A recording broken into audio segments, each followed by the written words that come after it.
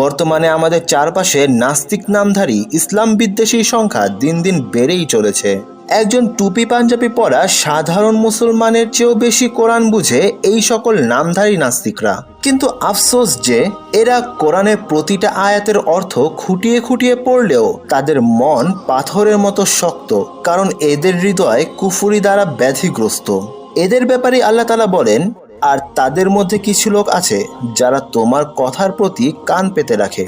তবে কি তুমি বধির লোকেদেরকে শোনাবে, যদিও তাদের কোনো বোধ শক্তি না থাকে? অর্থাৎ তারা কোরআন শোনে ঠিকই, কিন্তু কোরআন যেহেতু তারা হিদায়াতের উদ্দেশ্যে শোনে না, তাই এই শোনায় তাদের কোনো লাভ হয় না। এর পরের আয়াতে আল্লাহ তাআলা বলেন, আর তাদের মধ্যে কিছু লোক আছে যারা তোমার দিকে তাকিয়ে থাকে। তবে কি তুমি অন্ধকে পথ দেখাবে, যদিও তাদের দৃষ্টিশক্তি না থাকে? অর্থাৎ নাস্তিকেরা আমাদের প্রিয় নবী মুহাম্মদ সাল্লাল্লাহু আলাইহি সাল্লামের জীবনী ও হাদিস পুঙ্খানুপুঙ্খভাবে পড়াশোনা করলেও তারা হিদায়াত পায় না।